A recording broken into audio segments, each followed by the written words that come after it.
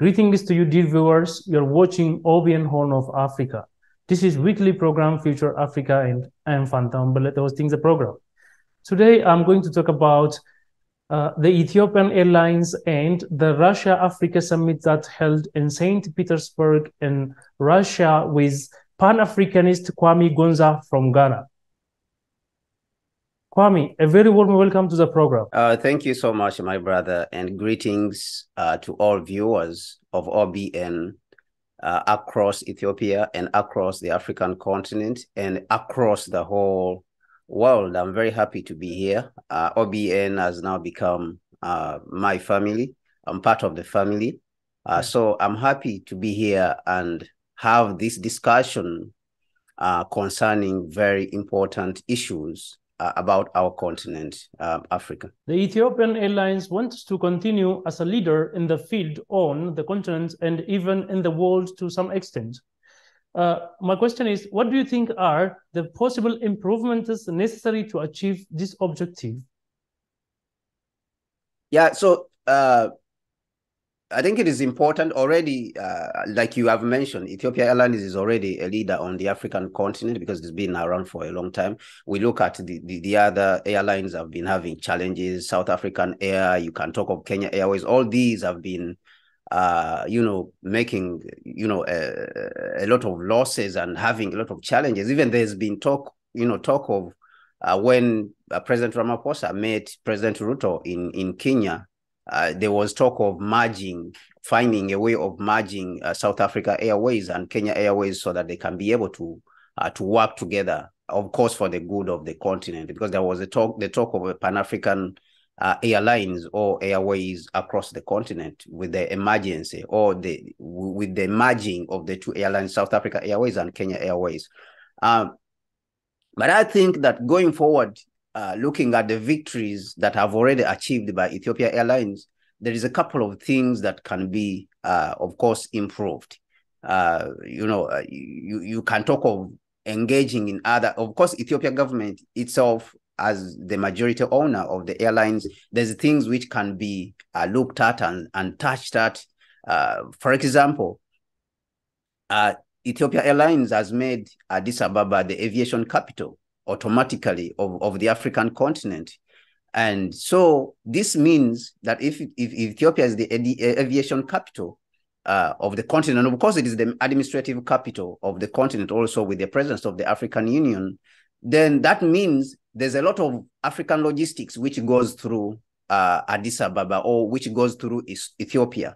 Now this means that the airlines needs to find a way of consolidating that position of cargo, studying any cargo that comes to the African continent and goes out of the African continent, and then reaching out to these particular African governments to be able to strike up, these sort of relationship between Ethiopia Airways and the various governments on the African continent to have some sort of sole, right to carry all the African cargo on the African continent. And I think that can be led by the Ethiopian government, the federal government of Ethiopia, because we have seen this in the other countries that when corporations like General Motors, General Electric want contracts, the people who are leading in looking for these contracts, when countries, for example, want to establish an hospital or they want to buy aircraft, Boeing and stuff like that,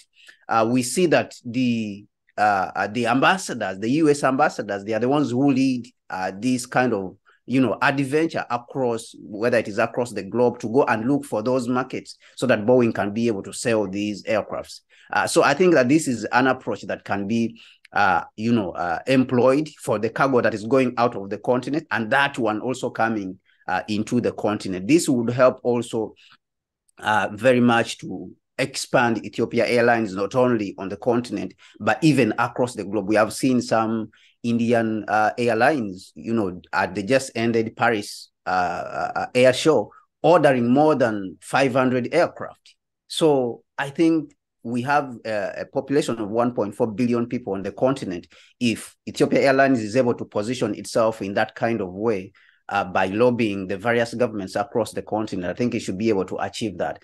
Number two, I think that the issue, when we talk of the issue of improvement, once more, there is a need to look at there's the recent challenges that have been mentioned. I saw them in the papers, in the media, that Ethiopia Airlines had been facing the issues of spare parts when it comes to the airline during the COVID period, especially because there was shutdown and challenges like that. I think there would be need for the airlines to diversify, its resources.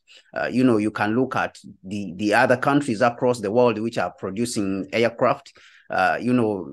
Russia, you can look at China, they have already started producing their aircraft. I think it's important to immediately, as the aviation capital of the continent, to start taking these steps. Is important to start taking these steps and reach out and engage in these industries which are infant in other parts of the world, and in a world, of course, which is increasingly becoming multipolar.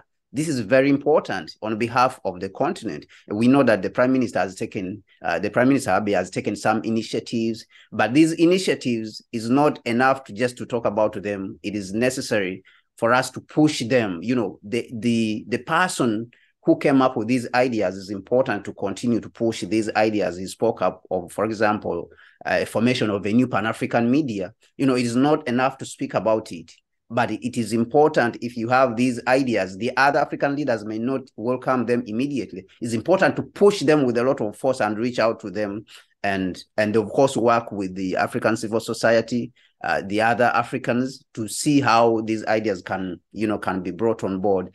You can talk of the establishing on behalf of the African continent a flying school, sort of making Ethiopia the capital for training pilots and air waitresses and waiters. So I think these are all things that can be done, but they need to be done in a way that you involve all the other African countries. You have to go in there and lobby them to accept, to be part of this, or even to buy shares within it, or to participate, to invest in it themselves, and say, let us, set up this, Ethiopia to be the place where we train all African pilots, the source of African pilots and air, waitresses and waiters. And so I think these are important parts that can be, adjusted to make more improvements and make more profit. Logistics, it can involve in other parts of logistics and expand a little bit more. You have spoken about diversification of aircraft and even manufacturing, training of pilots and attendants, as well as an open visa policy for all Africans and African descendants. Can you juxtapose this to the Ethiopia's desire to join BRICS, and could this benefit Ethiopia and other African countries? Yes, of course, Ethiopia. Can you elaborate this, please? Okay. So Ethiopia has applied to join BRICS officially, of course, which is very important. Is important because I think that BRICS may need the capacity which Ethiopia has, on top of having Ethiopia Airlines, one of the biggest on the continent. It has a reasonable population, which I believe BRICS will very much need. It is a big country, and it has a lot of advantages, and it is strategically, located. When you talk of China, for example, China would need a country which is close to the Belt and Road Initiative. So I think these are all advantages which Ethiopia could bring on board. But that not being the topic being the airlines itself, I believe you could tap in this market. Now, that is number one, because when we look at BRICS, almost right now they are coming to almost more than 40% of global GDP. So if you increase your presence in these markets, which are considered right now the rapidly emerging markets, since they have some of the fastest growing economies. Of course, Ethiopia has also been one of the fastest growing economies. You have India, you have China in there, which are now the fastest growing economies in the world, China and India. So now you are entering these markets, you are getting leverage to enter in these markets. But on top of that, and of course, entering these markets means more business. On top of that, you are talking of technology. So the technology transfer part of it is very, very important. The fact that Ethiopia Airlines and the government should look at things like entering into manufacturing with China, for example. We have seen that China, with its company Comac, recently launched their first, passenger aircraft, the Comac C919. So it means that these are all loopholes, these are advantages, these are infant opportunities. When we go to Russia, they have an aircraft which they launched, the Sukhoi Superjet 100. So this is an opportunity for Ethiopia to diversify. And when you go to Brazil, they have Embraer. Also, they have an airline, aircraft company. So I think these countries, considering the fact that all of them are in BRICS, and aviation is an area where Ethiopia has a very big advantage on the continent, I think it's important to team up with these countries and see how you can capitalize on technology transfer, because we understand that the West may not be willing, Europe and the United States may not be willing to give you this technology to allow you to start, manufacturing these aircrafts. But we can start. Of course, everything that is being done in Ethiopia could be for the African continent. Is going to benefit the African continent. Now, we could start manufacturing with the light aircraft. We could start with 70 passengers, or even we could decide to start with 50 passengers, 70 passengers, 90 passengers as we go, because that is how China also started with its first aircraft, which is in service, the ARJ-21, which is already in service, and they have started exporting it from China, I think, all the way to Indonesia with an airline company called Transnusa. So now, this BRICS, presence, or the entering of BRICS or admission into BRICS, if Ethiopia is admitted, this presents a huge opportunity in that area, that you are looking at, a bigger market and entering new markets and expanding yourself there, but you are also looking at, on behalf of Africa, entering into the manufacturing of aircraft and teaming up with these countries like China, who are already starting that journey, and Russia, so that you can transfer some of that technical know-how in Ethiopia and then start your own manufacturing in that area. I think that would be a very big win and a very big way of diversifying your sources. And then, of course, we've spoken about trying to, diversify your means. You have Airbus, and then you have Boeing, which are the majority aircraft which Ethiopia Airlines is using. I mean, you could look at diversifying your sources so that you don't have, problems in the future. Like, you could have the United States and Europe, their behavior of applying sanctions. So they could affect the airlines in its operations. When they apply, for example, sanctions will not give you spare parts. And of course, we have seen already that spare parts was a problem during the COVID period, but they could apply sanctions and say, we'll not give you aircraft. So then this becomes a big problem. So, but if you diversify and say, Russia, we are going to work with you on your aircraft, which you are already working on. Let us see how we can set up in Ethiopia so that we can start operating some of the Sukhoi Superjet, Superjet. So this helps also Russia to expand. And when you go and speak to the Chinese, who are already right now starting, you enter and say, we saw you guys launched 2 aircrafts, because I think Ethiopia may need some of the light aircrafts which China is already operating, the ARJ-21, which is already in Indonesia, operating around the region, East African region, South African region. That aircraft could easily do those journeys. You could partner on the new narrow-body aircraft, the C919, and then say, let us work together. We want to work with you at these infant stages.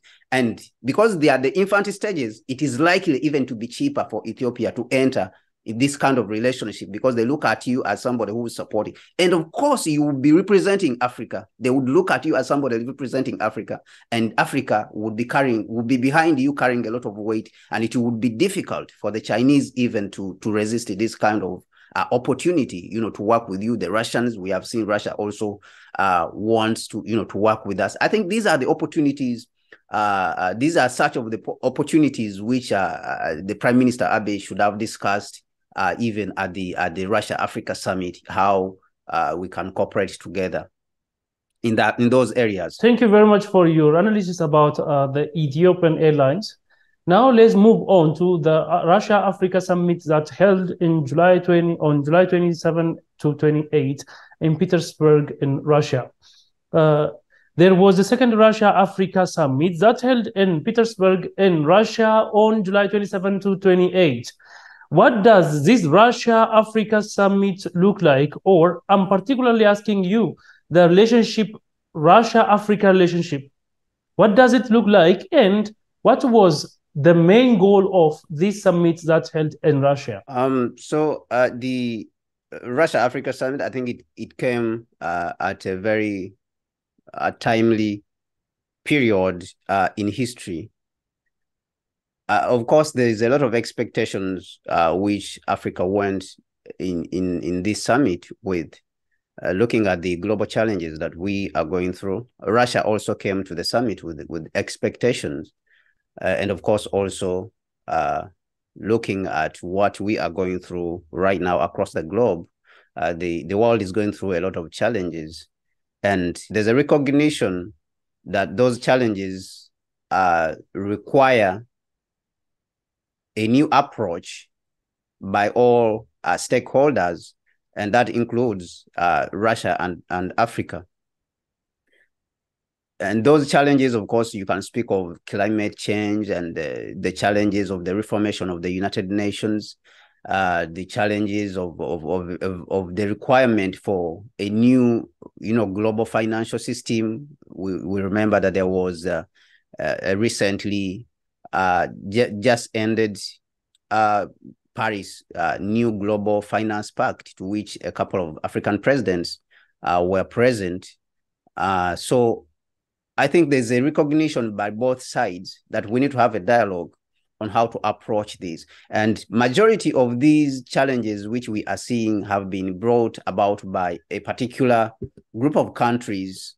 And these countries have made it look like everyone participated in bringing out about these problems. So there's a new, there's a need for other people like Africans and Russians and maybe the Chinese to start looking at the world in a different way because of the way the world has changed. Of course, everyone has been talking about the new multipolar world. So if we are recognizing that the world we are entering is a new world, is not a world which can be run by a single country, as it has been in the past with all types of bullying and control all across the globe, threats and blackmail and all these types of tactics, then we need to have a dialogue on these, and we need to have a conversation on this. And that speaks to the interests, of course, which Africa went to the summit with. You can hear people like President Ramaphosa, you can hear people like President Museveni, you can hear the Prime Minister Abiy, also his speech, at this summit, at this Russia-Africa summit.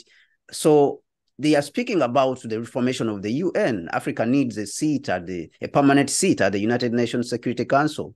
Africa needs a new, just global financial system. These are the realities which Africa went to the summit with. And so Russia, as a country which is already at the United Nations as a permanent member of the United Nations Security Council, I think it would only be wise for Africa to have an ally like that. It would be only wise for Africa to have an ally like China on the other side, of course. But in this case, we are concentrating on Russia.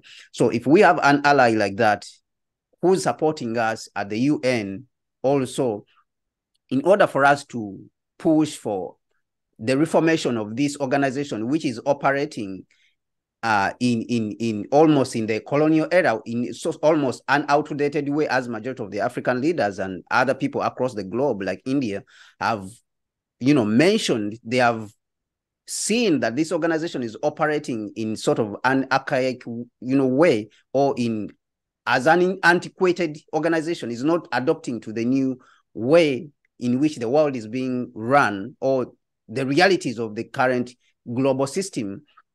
So then that means we need to, to adjust this organization. So I think these are the issues which Africa wanted to see addressed. And of course, investment. We want investments on the continent. We need to create more jobs. There's issues of security. We have seen that Russia is already present in other African countries like Mali, Burkina Faso, when it comes to security issues, because the African continent has been occupied by the Western world for almost the last 600 years with their military troops in all types of ways, but we have not seen any stability on the African continent. So I think that there's need to speak to these issues of reforming institutions, financial institutions, the governing, administrative governing institutions like the UN, a new financial system, and the security system, security architecture, and then of course to push back on that level of hegemony and colonial approach that has been adopted by the Western world. And on the other side also, I think that Russia also needs Africa, because Africa has the numbers, is the biggest voting bloc at the United Nations. So I think that Russia also needs Africa in that way in order to counter all the pressure that it is facing and challenges that it is facing in Ukraine. And of course, the same hegemony and bullying that it is, being subjected to by the Western world. So I think these are the types of conversation and the expectations that were, coming out, or both sides, Africa and Russia, went into this summit with. From African perspectives, how do you see the benefits of these two-day summits held in St. Petersburg in Russia? Yeah, I think that a clear message was sent by Africa. If you look at the theme, the dominant theme in each of the speeches by the African heads of state was that desire to be free, to be independent. And of course, you can talk of all the leaders, including Prime Minister Abiy, President Cyril Ramaphosa of South Africa, the need for a new world where Africa is also a fair player, is a player on the global stage, not just somebody who's watching. And there's a recognition also by the other side, Russia, that Africa has reached a stage where it cannot be ignored anymore. And of course, Russia itself mentioned that we had somehow ignored Africa in the past, but we have realized our mistake, even though we had engaged during the Soviet era, whereby we had this conversation with the African, we helped Africa achieve its independence, but we recognize that it is not enough to build our relationship on only history, but we need to continue to engage afresh. We know that, of course, the Soviet Union was here in Africa, in South Africa, even a lot of support in Ethiopia, a lot of support, all across the African continent, of particular and various, liberation groups, which we are fighting in the various spaces on the African continent for independence, which, was being denied to Africa by these Europeans, the same Europeans and the United States. So there's a recognition that there's new challenges. And so what was achieved is that, of course, Africa achieved some investment. Russia committed to some investments. You can talk of spaces like Egypt, where Russia is already building some nuclear power plants. Uganda, they want also to build a nuclear power plant, and all the other relationships. Nuclear power plants, they are needed in South Africa, which is facing a lot of energy issues, energy problems. So these kind of relationships, I think it is high time that we cement them as Africans. But also it's very important to cooperate, to work together to solidify that relationship and face the new challenges that are before us. We have seen pressures on the African continent, and of course, Ethiopia also itself is not a visitor. Is not a guest to these pressures. Looking at what was happening, the pressure that was being piled on Ethiopia by the colonial countries, the imperialists. They wanted to invade the country, but Ethiopia, of course, had to mobilize the African continent, and Russia, of course, was behind, was very trusting of the wisdom of Ethiopia to solve this problem, even though these people wanted to intervene, these imperialists and colonialists wanted to intervene. So there's a need to consolidate that relationship in order to confront the current challenges that are going on across the globe. And of course, that includes the hegemony from the West that is going on, the climate change, of course, and how to approach it without compromising our industrialization journey, which we are trying to, embark on as Africans, because the climate issue has also been used, negatively by the same countries which have been polluting the countries of Europe and the United States and all of them. They have been trying to use climate change to subjugate Africa, or to put a break on Africa's industrialization process, because they think that our materials and our resources belong to them. They have this sort of entitlement. So I think that if you have a partner like Russia, where a joint communique, which was published after the summit, it spoke about security, working together, the United Nations, with Russia, strengthening that bond with Russia, the United Nations, and the African missions, and then involving itself in Agenda 2063. So I think that these are all the achievements for us to renew our relationship. And of course, Russia also, on the other side, was able to cement the fact that Africa is able to understand what is going on in Ukraine is very important. I think these are some of the discussions. More than 50 African countries were present at this summit, with 17 direct African heads of state. So I think that it was a success, and it was an achievement in itself that all these 50 African countries attended the summit, and we were able to improve on our relationship in all areas, trade, on an international scale, and working together to reform the international, global system. Some African leaders are said to be absent from the summit due to huge pressure from anti-Russia superpowers. Why such a pressure from the West on African leaders? I think that the West is realizing that the world is moving in a different direction, and it is sort of trying to fight against the progress. I remember, I think it is the Ugandan president who said at the summit that you cannot fight against, the progress which the world is making. People have become smarter. People have become more educated across the globe. Look at a continent like Africa. Its literacy rate right now is surpassing 70%. So if you look at the 1960s, our literacy rate was very low. So you cannot, think that people who have become more aware of their surrounding, are going to stay the same, and you're going to continue to control them in the same way. So this is the challenge now that we are facing. But of course, it is not new.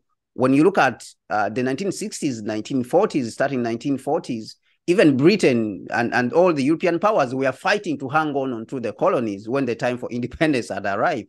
You can look at what happened in Vietnam and all these countries in Asia and in Africa itself. The Europeans had to fight until 1993, with South Africa, that they still were clinging on to. You can talk of Italy's invasion of Ethiopia.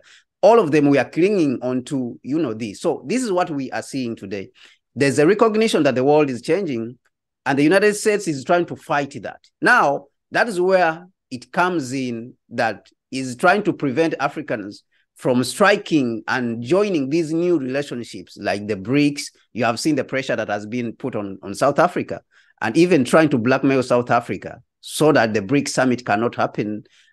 So when a summit like the Russia-Africa summit comes up, of course, that kind of approach is going still to come up.